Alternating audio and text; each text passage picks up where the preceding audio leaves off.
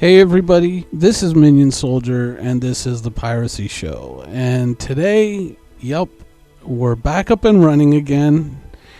This is my new 1070. I'm not sure how well it's going to translate for you guys watching the video, but it's after a weekend of playing games on minimum resolution on a 660. It was nice to step up to a 1070 and which was an upgrade over what I had previously, which was a 970. So yeah, I'm very pleased, very happy, and we're back up and running. Now I don't own this Wildfire. I think it's like a free fly thing for the week, but I figured I'd take it out for a spin and just kind of get a feel for the video cards. So yeah, we're back up and running. Now the Hurricane released on Friday. And to be perfectly honest, I wasn't that enthusiastic about it. I mean, I could see certain ways where it might be great, but realistically, I don't know. And I was talking about this with some of the members of my org over the weekend, and I know I'm not the only one who kind of feels this way, but there was a certain level of exhaustion, if you know what I mean. Just kind of like another concept, another fighter, and it was like, oh, this ship's going to be delivered within a year, and which was in the write-up, hopefully. But and then I'm sitting there and going, what about all the other ships? And I mean, like I could see like if someone said, oh well, it's a variant of the Hornet. And so we already more or less got all the pieces, so boom, boom, boom, boom, done. Fine, I wouldn't really sweat that too much, but a whole new ship from scratch and yet another fighter, it just, I don't know. I just didn't feel enthusiastic about it, and I think overall, kind of when I started doing these videos, I figured we'd be playing Star Citizen by now, at least be into beta, but clearly not. I mean, we haven't even seen Squadron 42. But, yeah. So, I guess there's a certain level of kind of exhaustion, just kind of like, when I watch these sales, there's a little bit of a, more than usual, a bit of a raised eyebrow, like, really? We're doing this again? So, yeah. But I mean, when I look at the ship, I still see some potential there, but at the same time, I still see a lot of wasted potential, and I would love to just like to see a ship that was truly built from the ground up, controller agnostic, that was just awesome. And truthfully, I can't really say that I've seen a single fighter out there that I would say really kind of meets that standard. I see fighters that look amazing, that look gorgeous, that look incredible, but then right down to the nuts and bolts with the weapon layouts. And I know I keep beating this drum over and over again, but they're just, I mean, they're very much 80s sci-fi movie understanding of fighters, and when you really look at it, this ship, the Hurricane, was probably one of the closer things. I mean, if you can slave that top turret, that would probably be, I think that's probably as close as they're going to get. But what I thought I would do with today's video is a little bit different, and I thought I would kind of use this, and I don't know, maybe I'll use this format going forward, is I would use this as an opportunity to kind of reply to the comments on ship updates and kind of interact a little bit more with you guys. So if you don't mind, I'm gonna kind of pick through them, and we'll answer some of those questions or comment on some of those comments.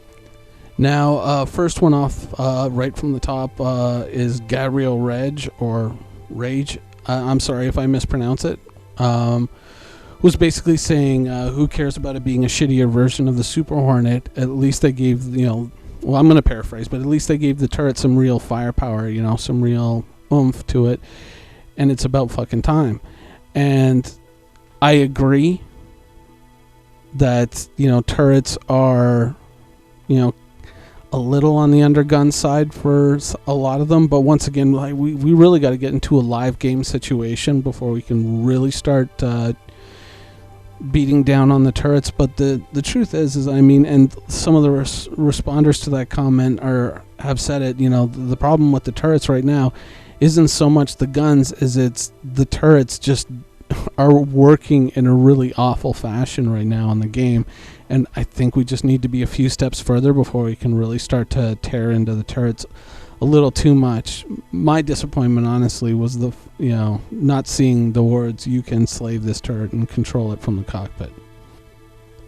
Now, the next one, Ailnon SC. Sorry once again if I mispronounce it. I wonder how could the battery on Anvil, or I guess on the Hurricane specifically, maintains the functionality of all those weapons. And awesome username, by the way. Are any usernames left? Awesome. Says, well, one thing to remember is you don't have the power of a large thruster. There's lighter shields, blah, blah, blah. And I would agree with that, and it would probably be more of a ballistic ship, and the concerns are really going to be the cooling. And I agree with that. I totally agree.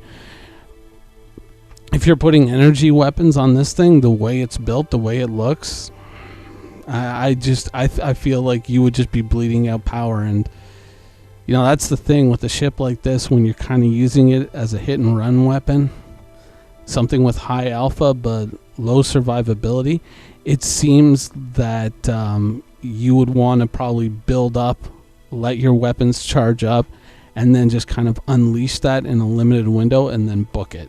And so it may work, it may not. We have to see that functionality, but I do share concerns with just the general stats of the ship. It seems a little, a little worrisome. Now, next up was Mr. EasterRabbit, who said, I can see that turret on my Super Hornet, which would be a 3-seater then. And honestly, that kind of dials into what I was thinking for the Vanguard before we even saw the Vanguard. When I was thinking of the Vanguard, in my head, a 2-engine long-range fighter, I was picturing something more along the lines of, say, like the Arc 170, I believe it's called, from Star Wars. I think it was Episode 3, Revenge of the Sith, the one that the clone pilots are using in that first space battle, where you had the pilot, the gunner, and then you had a tail gunner, all in a much tighter, smaller, well, not smaller, but a much tighter ship than the Vanguard ever was. And that's kind of what I had in mind for the Vanguard. That's kind of what I wanted the Vanguard to be. And I joked about the Prowler being a lift from Final Fantasy Spirits Within, but to be perfectly honest, obviously they would totally get sued for it, but had they have lifted the Arc 170 and called that the Vanguard, I would have been, yeah, it's a lift, but it's an awesome lift. It's a good cherry pick. Change a few things around, and I'd be like, well, yeah, they took the design, but I love it anyways, And so with the Super Hornet, yeah, a 3-seater, something like that, I think that's more something of what the Vanguard should have and could have been for a long-range twin-engine fighter, rather than what it became. And so, yeah, I would like to see that, but I would like to see it on another platform, preferably one that actually fulfills that long-range fighter ambition while still making it, a fighter capable of dogfighting to a much stronger degree than, say, the Vanguard is capable of. So, next one up is HiddenPalm, who says, what does he mean the Vanguard shit. Getting fixated here.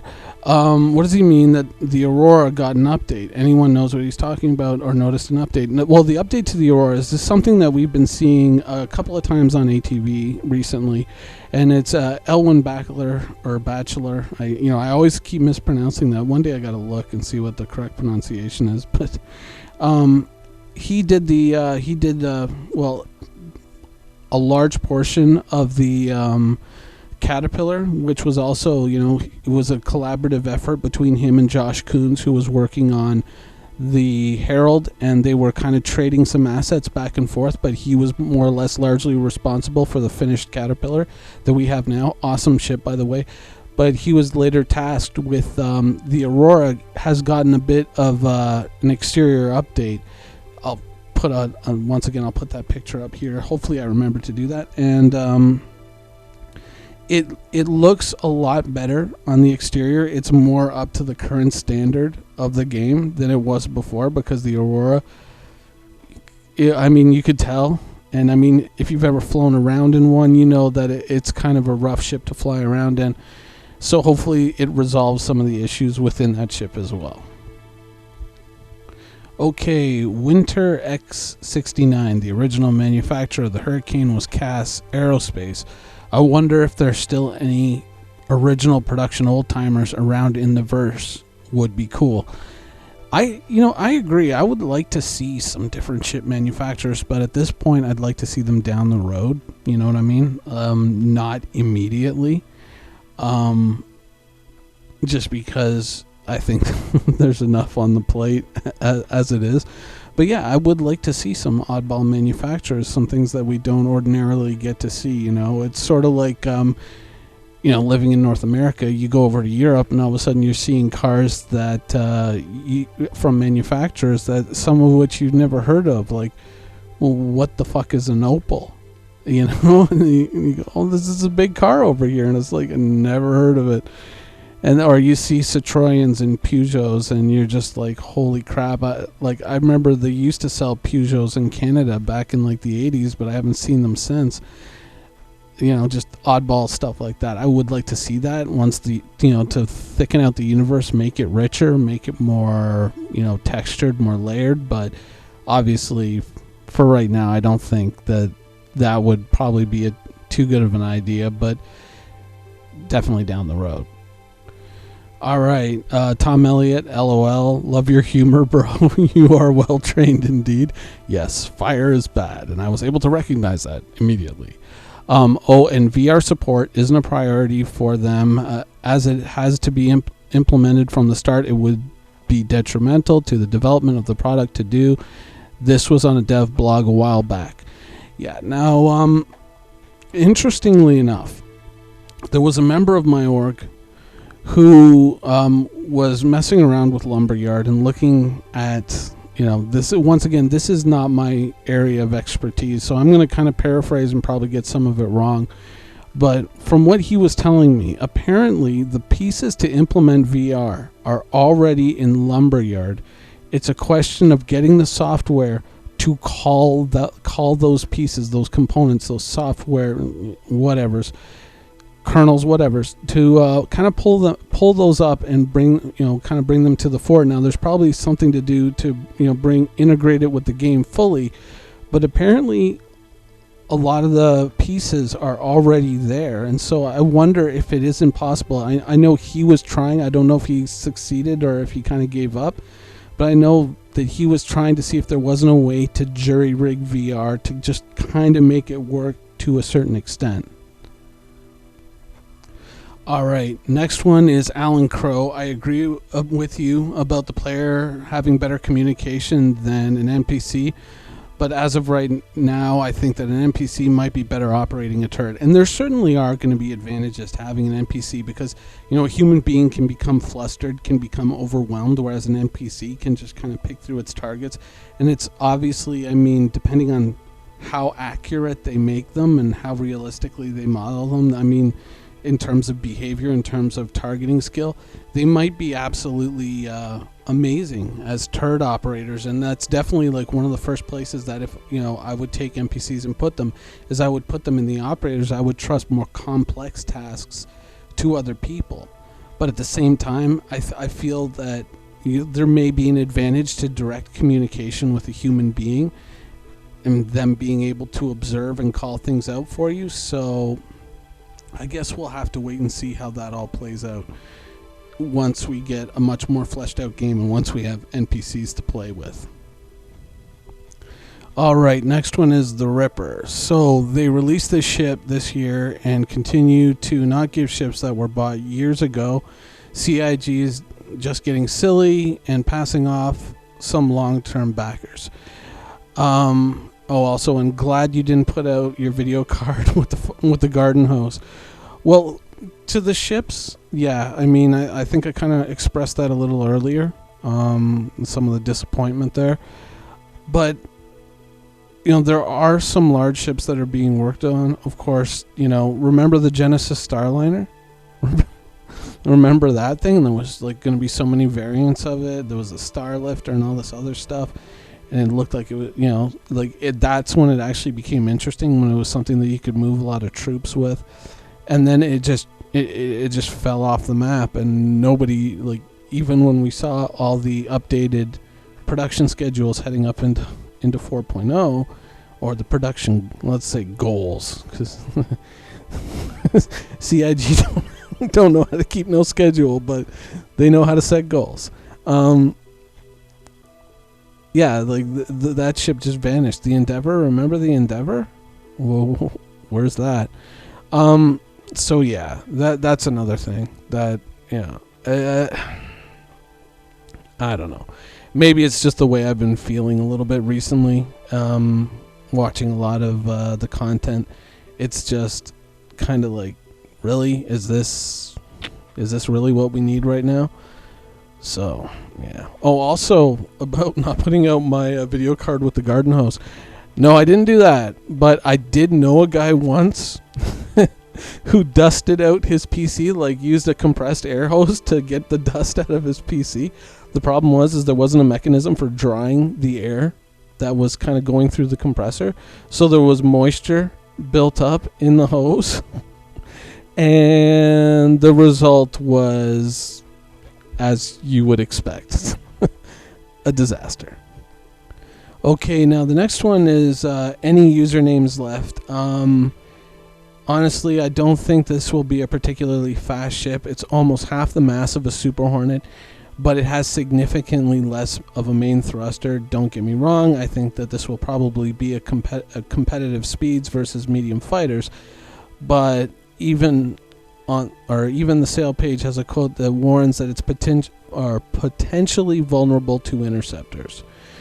One more interesting thing I noted from the brochure was apparently the UAE Marines use it, and I thought it seems primarily for ground support, which after some thought seems logical, i.e. it looks a lot more aerodynamic than the Gladiator.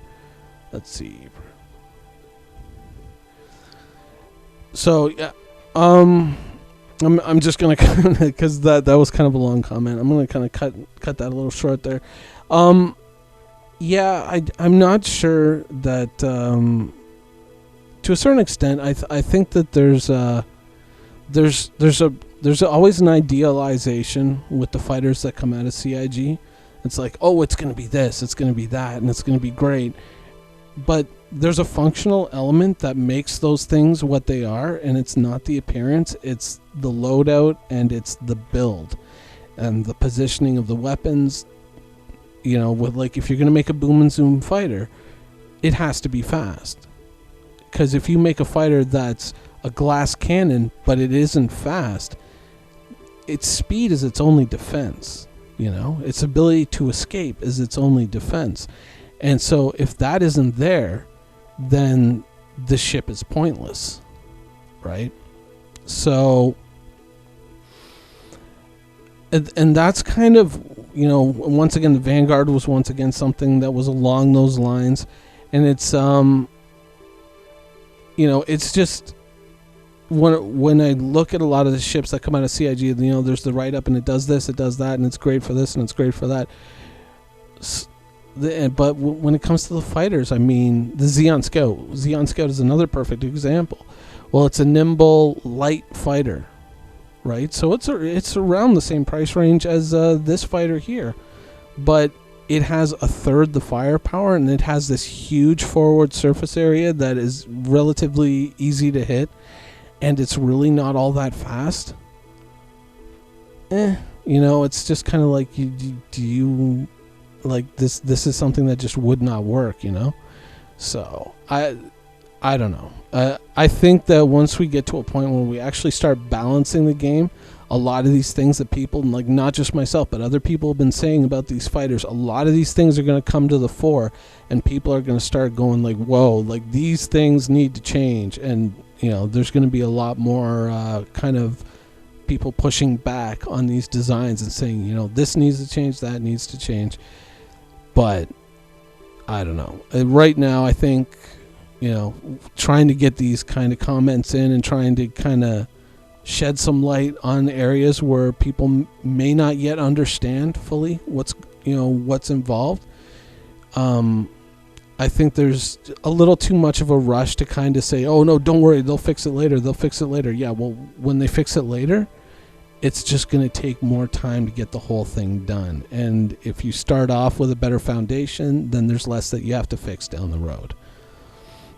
Now, as for ground support with the ship, I think a more interesting design would have been if the turret was variable, so that you could, like, that open round space in the middle, or not open, but that mounting area in the middle where the turret is, if you could take the turret and then just flip a switch and then put it to the belly of the ship and then flip a switch and then bring it back up to the top of the ship, you know, kind of have the guns kind of pull up to the side and go vertical, and then you just pull up to the top and then the guns pop down, and then you could do the same thing when it goes down through the ship to shoot out of the bottom. Then that would be an awesome ground support ship with those guns. That would be amazing.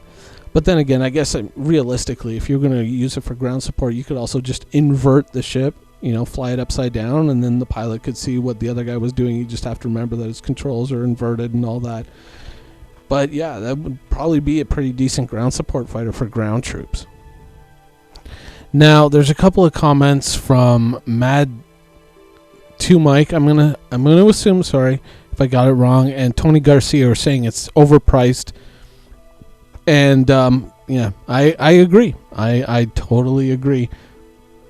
But Mad to Mike specifically goes on to mention the Cutlass rework, showing 6 size 3 weapons, 2 on a reasonably placed turret. The Cutlass has the power plant for energy weapons, and the blue even comes with a bigger max shield than the Super Hornet / Saber. True, but I mean, you're preaching to the choir, because I've always been a big fan of the Cutlass. Not so much as a fighter, but I've always been a big fan of the Cutlass as a ship, and I've made that point before. But